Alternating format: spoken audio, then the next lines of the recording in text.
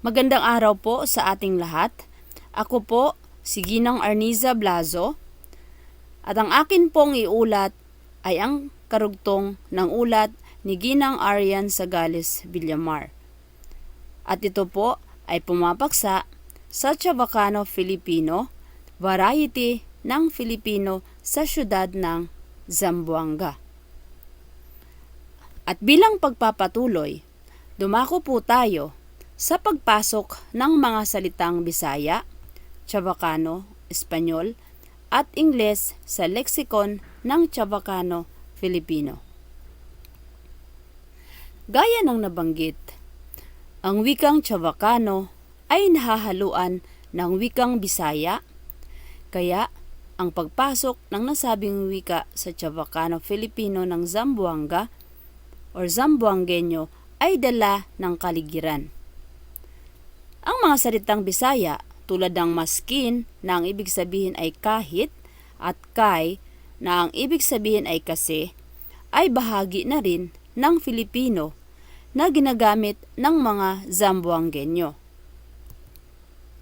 Halimbawa, maskin saan may gulo na ang ibig sabihin po ay kahit saan may gulo.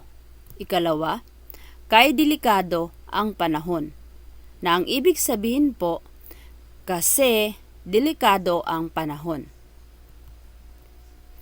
Ipinalalagay ng 70% ng mga salitang Chavacano ang batay sa Espanyol, kaya hindi rin katakataka kung maraming mga salitang Chavacano o Espanyol ang ginagamit ng mga impormante katulad ng Domingo na ang ibig sabihin ay linggo, imbes na ang ibig sabihin ay sa halip, klaro, mas importante, syempre, iistimahin, nakahilera, klase, gobyerno, esposa, na ibig sabihin ay asawang babae, esposo, na ang ibig sabihin ay asawang lalaki, pribadong institusyon, kaso, bale, suspendido, diferensya, magnobyo, na ang ibig sabihin ay magkasintahan, paborito, dominante, empleyado,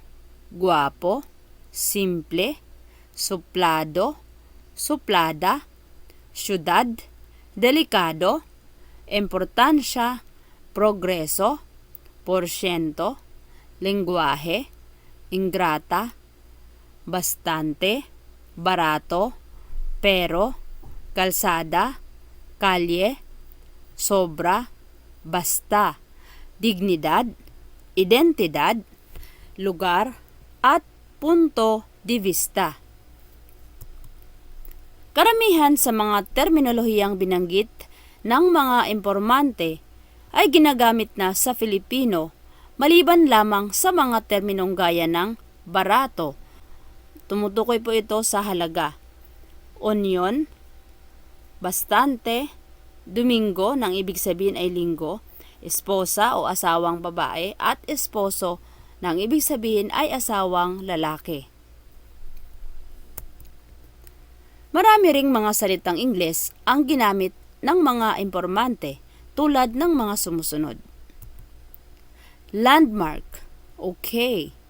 National language, tourist spot, tourist attraction, peace and order situation, 10% Muslims, 905 Christians, power, if ever, shock absorber, 11 o'clock, mag-apply, magre-report, ma-abolish, ma-dissolve, ma-improve, neither, city of flowers, irrespect ang flag. Mapapansin na ang ibang mga salitang Ingles ay nilalapian ng mga panlaping ginagamit sa Filipino tulad ng mag, ma at i. Dumako naman tayo sa paggamit ng pandiwa.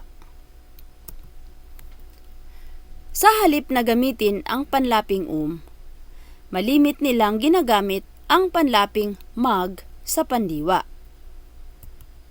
Halimbawa, maggawa siya ng listahan. Sa halip na sabihing gumawa siya ng listahan. Ikalawa, mahilig kang magpasok sa ganyan.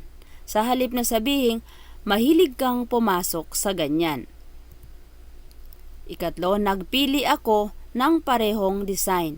Sa halip na sabihing pumili ako ng parehong design.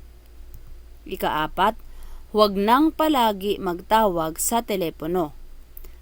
Sa halip na sabihing huwag nang palaging tumawag sa telepono. At ang panghuli, mag-inom siya ng gamot. Sa halip na sabihing uminom siya ng gamot.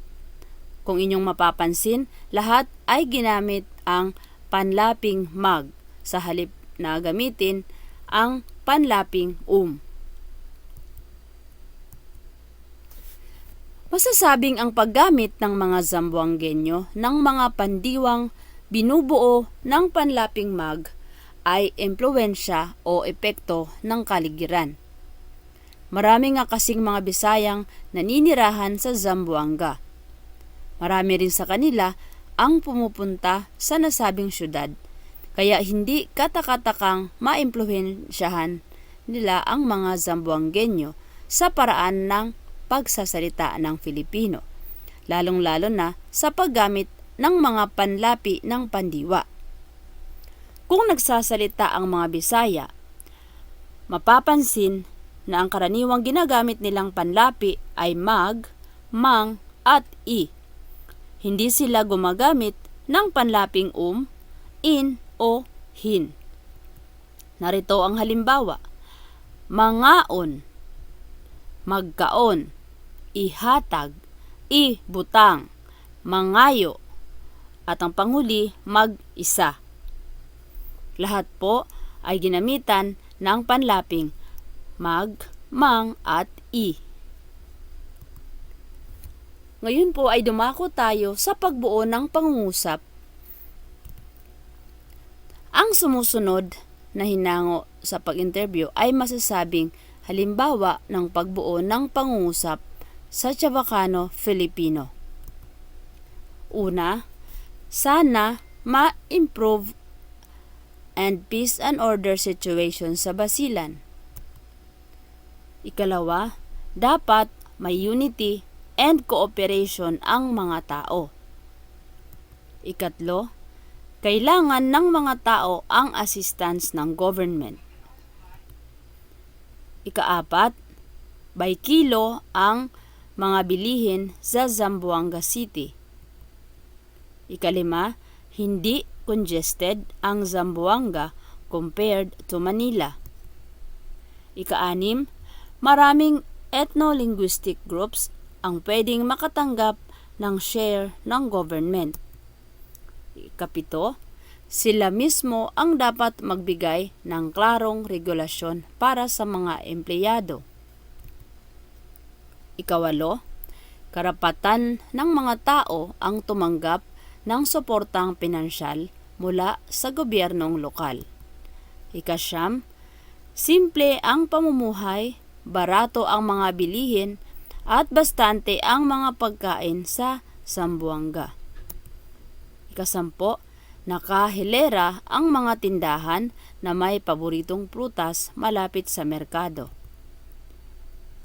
Ikalabing-isa, ang suggestion ko, sana bigyan ng gobyerno ng importansya ang mga ethnic groups para mabawasan ang mga problema. At ang panghuli, dapat i-respect ng lahat ang flag dahil simbolo ito ng ating pagiging isang bansang malaya. Mapapansin natin na ang pagbuo ng mga pangungusap sa Chavacano Filipino ay nauuri sa tatlong kategorya. Una, mga pangungusap na may halong salitang Ingles. Ikalawa, may halong Espanyol. At ang ikatlo, may kombinasyon ng salitang Ingles at Espanyol. Kung inyong mapapansin, iyon yung mga nakapahilis po ang pagkakasulat sa bawat pangungusap. Masasabing ang paggamit ng mga impormante ng mga salitang Ingles sa pagbuo ng pangungusap sa Chavacano-Filipino ay dala ng edukasyon. Hindi katakatakang gumamit sila ng mga salitang Espanyol sa mga pangungusap dahil karamihan talaga sa mga salitang Chavacano ay batay nga sa Espanyol. Ngayon ay dumako naman tayo sa konklusyon.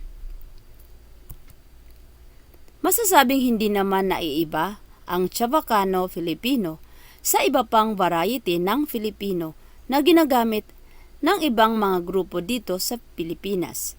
Maliban lamang siguro sa tono, sa paraan ng pagbigkas, at sa varyasyon ng ibang leksikon na maaaring nagpapakita ng katangian ng wikang Bisaya at Tausug na nakaka-impluwensya sa Filipino ng mga Zamboangueño.